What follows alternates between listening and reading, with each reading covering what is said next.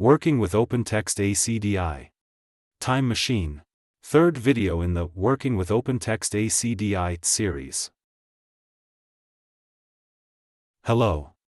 In this video, you will learn how to use Time Machine and how to compare objects. When you open Time Machine from the homepage, you can also see an information area that shows details about the snapshot indexing process. This section displays the start time and finish time of the indexing run, the duration, and the total number of objects that were processed. In addition, it shows the average object size, the average number of objects processed per second, and the average index size. The same information is available for previous runs, allowing you to see when snapshots were created and to verify the indexing activity directly from the Time Machine view. When you open the top bar in the History browser, you can see the Select Index Source feature, where you can select snapshots from which LDAP connection you want to audit. In the drop-down list here you will find eDirectory and LDAP login. Once the right option is selected, the switcher allows you to turn audit events on or off. The number of snapshots and the date picker are active. On the timeline below, you will see icons for 7 snapshots made during the selected period, namely during the last 7 days. The first one on the left represents the LDAP connection to eDirectory. Let's assume you want to view changes for a user with a specific CN like Johnny. The search returns a few matches for your entry. And you want to investigate all changes for the selected user located in OU Users O data.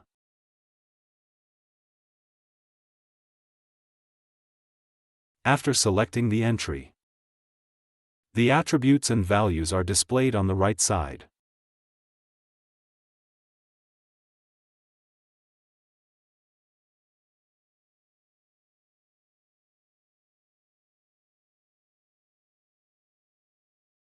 Initially, the data shown is taken directly from the LDAP.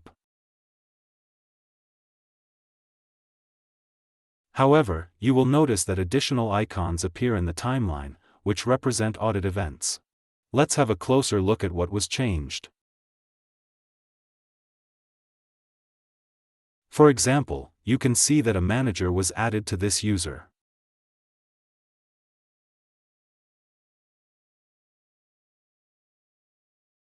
In the other event you can see that a new telephone number was added to the user. If you look at the previous snapshot, you can see that the user Johnny did not have a manager, and also had only one telephone number instead of 2. This is how you can check changes.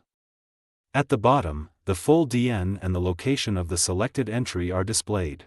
You can also navigate back and forth through the tree using the navigation icons. You can simply turn them off here, and only the snapshots will be shown.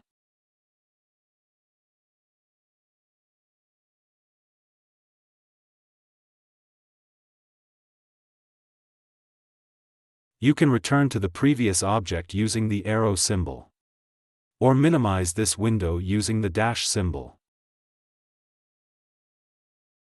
Next, you can check a group, for example an HR admins group.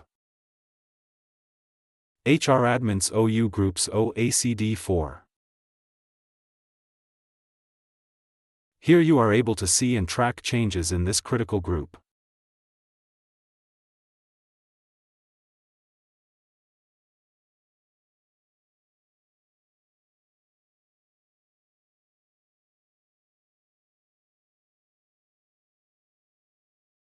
Let's assume you want to check only group memberships with the member attribute.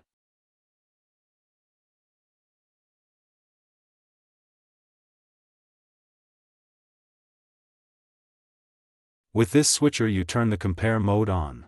And as a result the data in the window gets split into 2 different parts.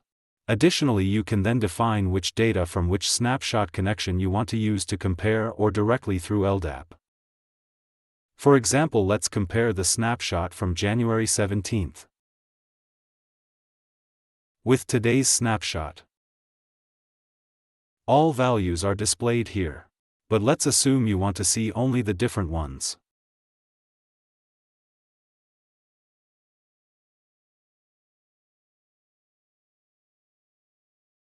This is made possible by enabling the switcher show only not equal. This way, you can clearly see what has changed in the group.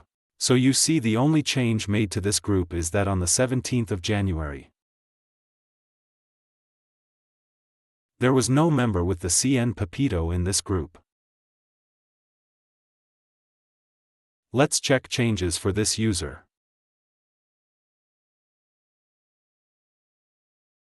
First we need to switch off the compare mode and the get back to the selector.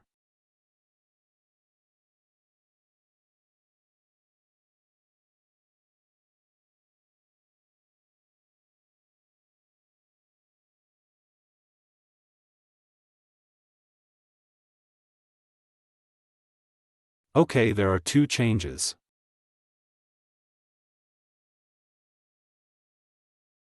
Additional group membership.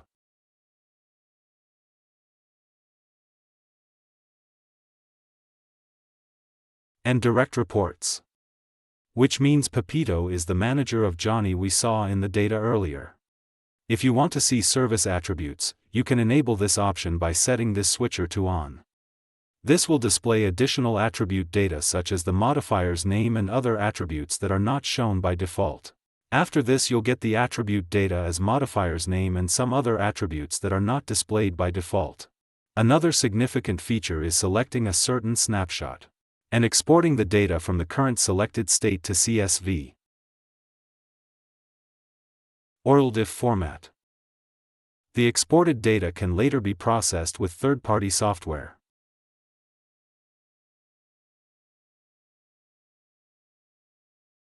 If you need to select a longer time period, you must extend the time frame, like the last 90 days, and click refresh. If you again go to our user Johnny,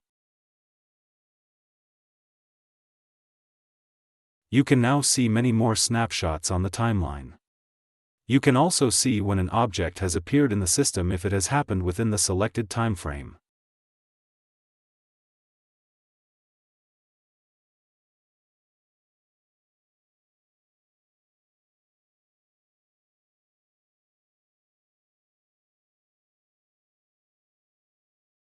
Here you can see an example of it.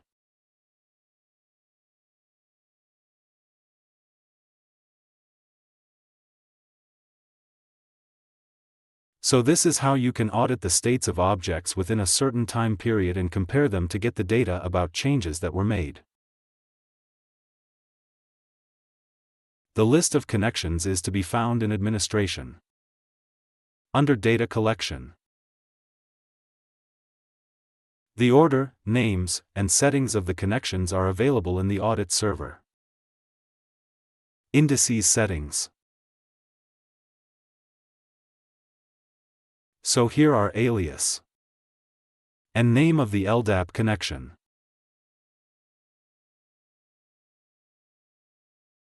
You can investigate that connection in the Core Engine submenu and then in LDAP connection.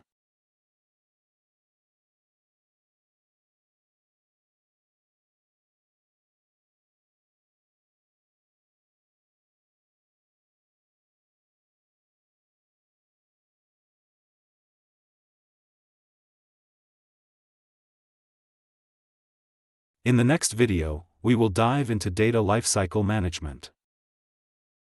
Thank you for your attention. Have a good one.